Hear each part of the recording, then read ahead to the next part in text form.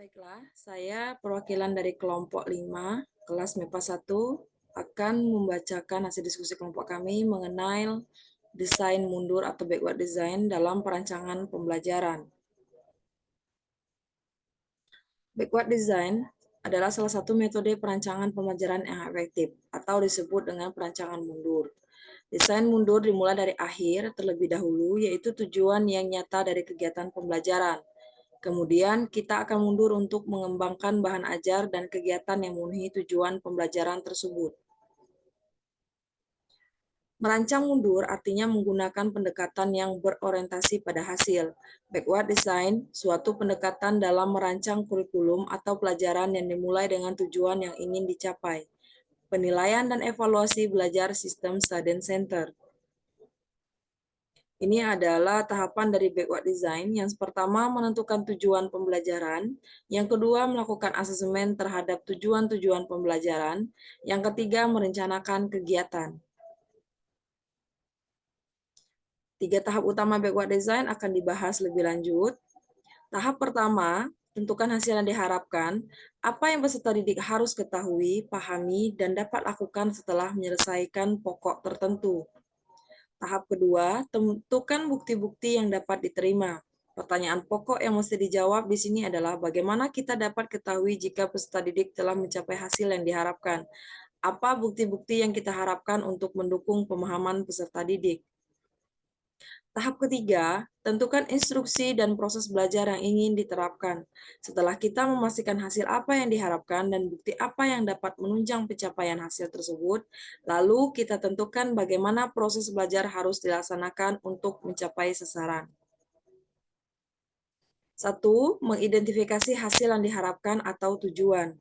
Ketika kita memulai perencanaan, identifikasilah 1 atau 2 tujuan atau hasil pembelajaran apa yang akan dapat diketahui oleh peserta didik sebagai hasil dari kegiatan pembelajaran yang akan kita rancang. Apa ide-ide utama yang akan dipelajari oleh peserta didik? Tujuan pembelajaran dapat diambil berdasarkan standar kurikulum nasional dari pemerintah yang berupa kompetensi inti, kompetensi dasar, dan indikator dari masing-masing mata pelajaran. 2.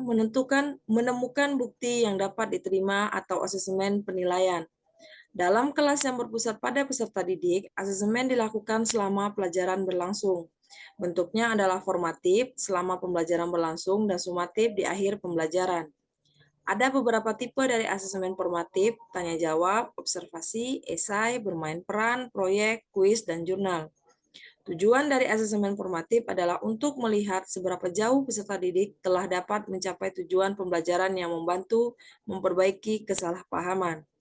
Sebagai guru, kita ingin memastikan seluruh peserta didik berhasil, dan cara terbaik adalah dengan melakukan pengecekan secara konstan dan melakukan asesmen terhadap pemahaman mereka. Bentuk-bentuk asesmen yang telah didaftar dalam paragraf sebelumnya juga dapat menjadi asesmen sumatif. Asesmen sumatif biasanya berbentuk tes atau ujian dan biasanya bersifat final.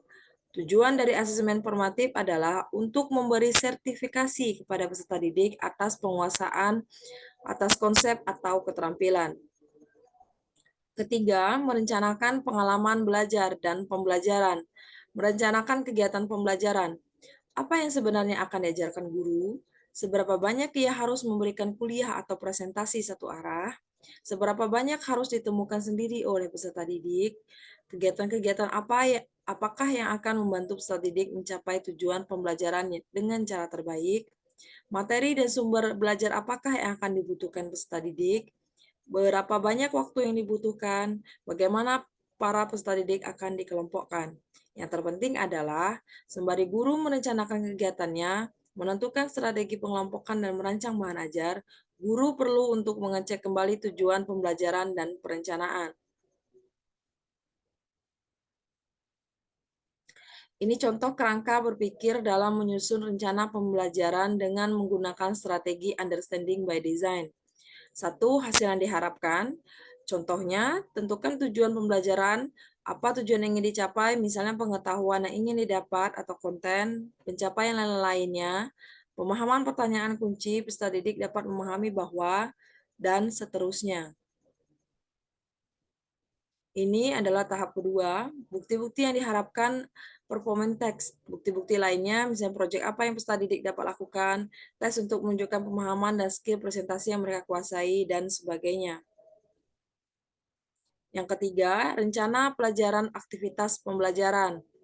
Misalnya, bagaimana proses pembelajaran dan instruksi yang digunakan untuk memungkinkan peserta didik mencapai hasil yang diharapkan, bagaimana aktivitas pembelajaran itu rancang, kemana peserta didik akan dibawa, dan apa yang diharapkan, dan seterusnya.